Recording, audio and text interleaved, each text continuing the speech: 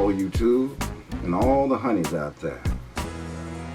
The other day when I was doing a report on Sidney Poitier, I mentioned another actor that starred with him in one of his movies, which was Cry the Beloved Country, that was filmed in South Africa. And that actor, that black actor, was Canada Lee. And I kind of figured a lot of people really don't know too much about him. I know my wife didn't know about him. Sure did. I've seen him in some early movies way back in the day.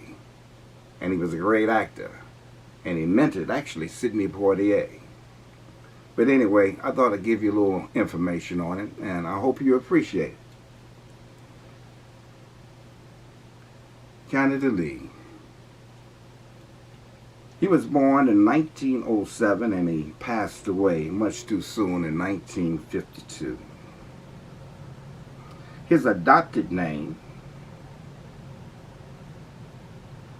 was, or I should say his birth name, was actually Lionel Cornelius Canegata.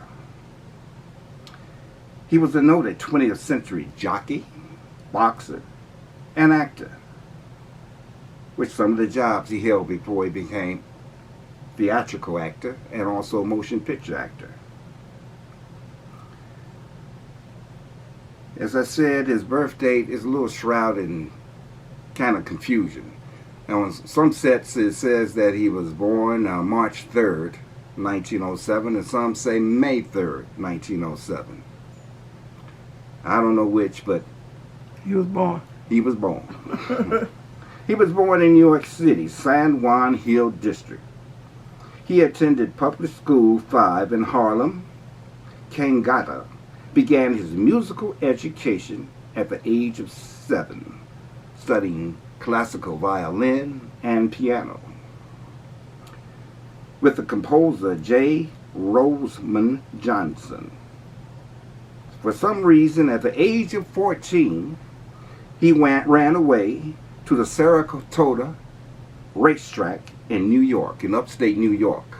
Maybe he didn't like classical music, but anyway, he left. There he became a jockey. After 2 years of jockeying, he became a horse exerciser for prominent racehorse owners. In 1923, Canegata moved to Harlem and became an amateur prize fighter. Entering the ring with manager Jim Buckley, over the next 3 years, he emerged the victor in 90 of 100 fights at the welterweight division. He also won the Metropolitan, Intercity, and Junior National Championships. Then he went on and won the National Amateur Lightweight title. In 1926, he turned professional, changed his name to Canada Lee, and by 1930, he was a leading contender in the welterweight championship. Lee fought in over 200 fights as a welterweight and only lost 25 fights. Can you dig it? 200 fights, 25 only losses. That's a lot. In 1933, a detached retina ended his boxing career and returned to music. In 1934, after leading an unsuccessful band, Lee auditioned at the Harlem YMCA, which was called the WPA. He starred in a theatrical production, Brother Mose. Lee got the role, but soon turned to motion picture acting. In 1935, at the age of 28, he played a stevedore, or a dock worker, in Alfred Hitchcock's movie, Lifeboat, which starred Tallulah Bankhead. This was the first major movie in Hollywood where a black character was not cast in a stereotypical role. In other words, he didn't play no servant. Despite that success on the silver screen, Lee returned to the theater and won his first critical acclaim as Banquo in the Federal Theater's black version of Macbeth. In 1939, he had a featured role as Draylon in Mamba's Daughters, starring Ethel Waters. He also narrated the CBS radio program Flow Gently, Sweet Harlem. Sweet Rhythm, I mean. In 1941, Canada Lee played Bigger Thomas in the film Native Son, written by noted black author Richard Wright, to great critical and popular acclaim. Lee appeared in other films throughout the 1940s. He played a sailor in South Pacific in 1943, and a prize fighter in Body and Soul, where the fighter had brain damage from all the fights that he had, but he had to continue fighting in order to pay the rent. That movie starred John Garfield.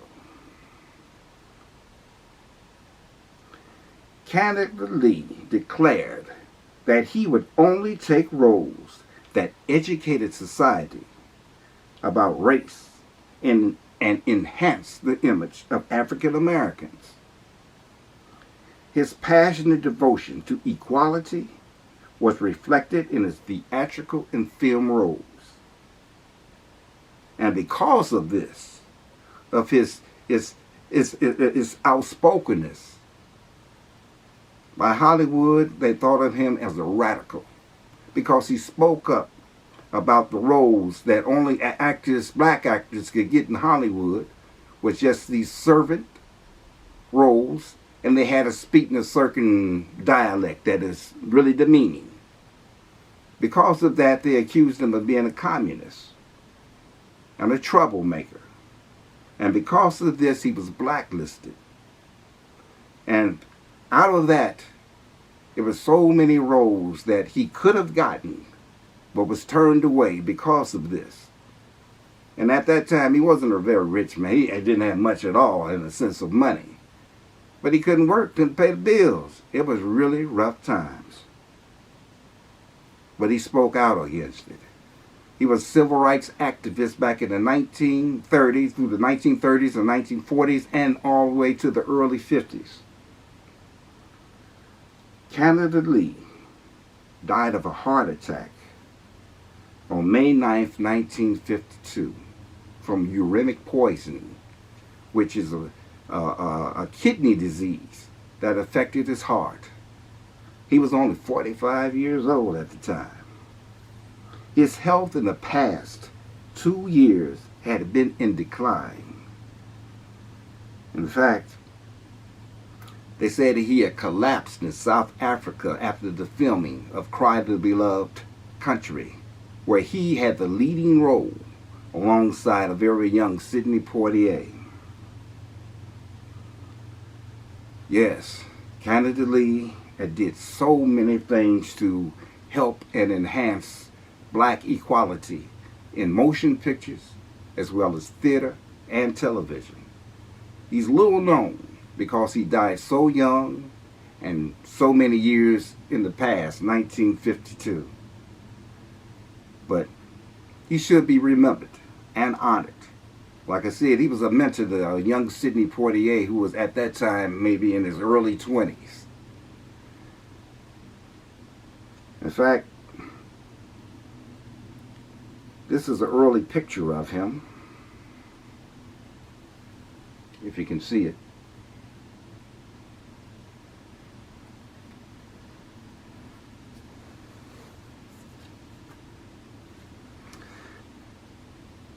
As I said, remember Canada Lee,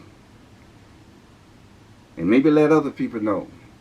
There's so many things that that were unrecognized. And these actors and people from those early days should be remembered, because all the actors that are here today, they're standing on their shoulders.